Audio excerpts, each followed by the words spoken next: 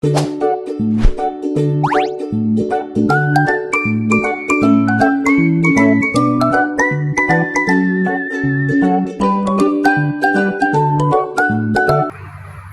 selamat pagi teman-teman semuanya. Selamat pagi. Ya, saya berterima kasih karena kalian sudah bisa menyempatkan waktunya untuk hadir pada kegiatan kita hari ini. Sebelum kita memulai kegiatan kita, alangkah baiknya kita memulainya dengan berdoa terlebih dahulu. Berdoa dimulai. Berdoa selesai. Ya, saya jelaskan sedikit ya.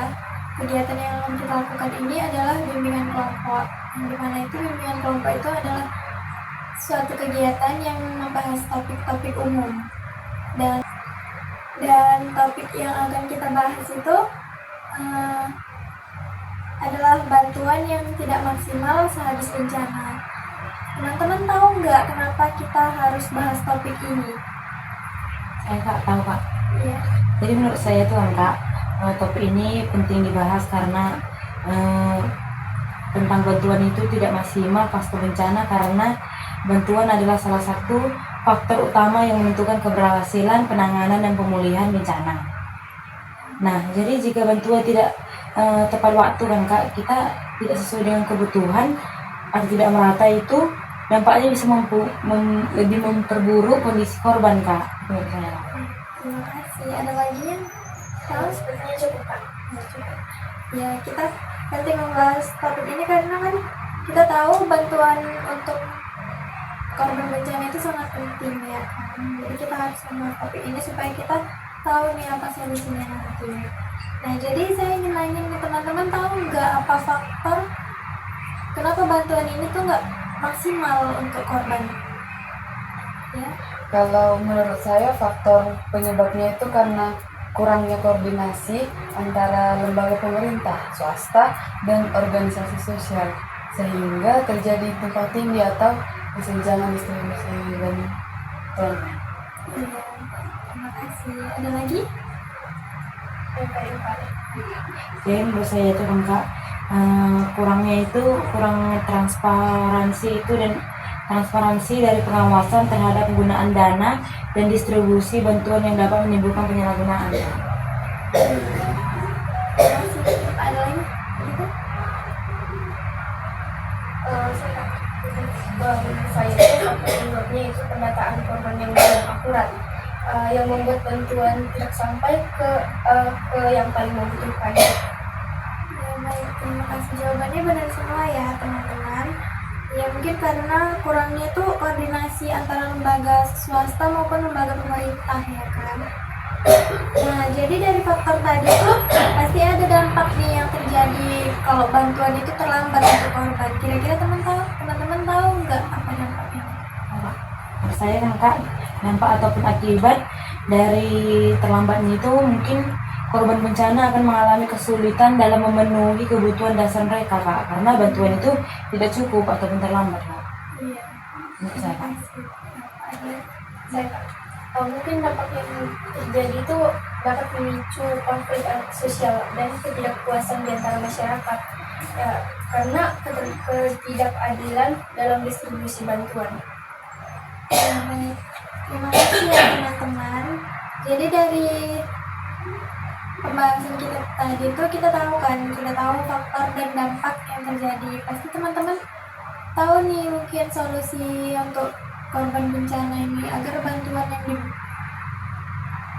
bantuan yang diterima itu bisa maksimal untuk korban. Menurut saya Kak. Jadi yang pertama solusinya itu menurut saya itu adalah meningkatkan koordinasi dan komunikasi antar lembaga penanggulangan dari bencana itu Kak, baik itu pemerintah maupun pemerintah. Yang kedua itu adalah kita bisa memperbaiki sistem, ataupun caranya itu adalah kita memperbaiki sistem pendataan korban yang akurat dan transparan untuk memastikan bantuan itu tepat sasaran Kak. Menurut saya Kak. Saya kan membahas, menurut saya itu solusi yang dapat kita berikan yaitu pelibatan masyarakat dalam perencanaan dan pelaksanaan bantuan untuk menjamin relevansi kebutuhan. Benar ya jawaban-jawaban semua itu. Kita sebagai relawan mungkin meningkatkan koordinasi antara lembaga pemerintah maupun swasta ya kan, agar bantuan yang diberikan itu maksimal untuk korban. Nah, setelah membahas topik kita tadi tuh, saya ingin ya teman-teman memberikan komitmen apa yang teman-teman dapatkan dari solusi kita tadi. Ada Saya, nggak? Kak. Jika saya mungkin terlibat sebagai relawan kan Kak, saya itu mungkin lebih mencoba untuk berkomitmen untuk meningkatkan koordinasi antar lembaga dan pihak yang terkait agar distribusi bantuan itu lebih cepat dan merata dan transparan sehingga sasarannya itu tepat waktu Kak. Iya. Itu komitmen saya Kak. Terima kasih Kak Yova. Dan sebelum kegiatan kita berakhir, adakah teman-teman yang ingin menyampaikan pesan dan kesan yang teman-teman dapatkan selama kegiatan kita tadi? Ya. Dari saya pesan yang ingin saya sampaikan itu penting untuk diingat bahwa bantuan yang maksimal dan tepat sasaran adalah kunci utama dalam membantu korban bencana bangkit dan pulih. Bantuan yang terlambat, tidak cukup atau tidak sesuai kebutuhan hanya akan memperpanjang penderitaan untuk menghambat pemulihannya korban bencana. Iya, baik. Terima kasih Kak Grace. Sudah? Sudah. Mungkin saya bisa memberikan tadi kesan ya? Kesan. Mungkin saya bisa memberikan kesan. Banyak korban bencana yang merasa terbantu bila mendapatkan perhatian dan bantuan yang cepat serta sesuai dengan kebutuhan mereka. Namun ketidakmaksimalan bantuan menimbulkan rasa kecewa, ketidakpercayaan, dan bisa juga memicu konflik sosial yang memperburuk kondisi mental mereka. Keterbukaan dan partisipasi masyarakat dalam proses bantuan juga memberikan kesan positif dan membangun solidaritas. Hal ini menunjukkan bahwa komunikasi yang baik, kerjasama, dan empati mutlak diperlukan dalam penanganan pasca bencana. Iya, baik. Terima kasih jawaban-jawaban teman-teman semua. Dan semoga adanya kegiatan kita ini, membahas topik ini, bisa dapat membantu korban-korban yang tidak maksimal mendapatkan bantuan.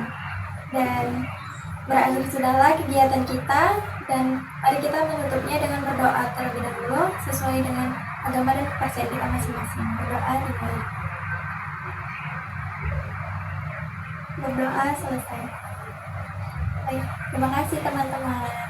Sama-sama. Dip, dip, dip, dip, dip, dip, dip, dip, dip, dip.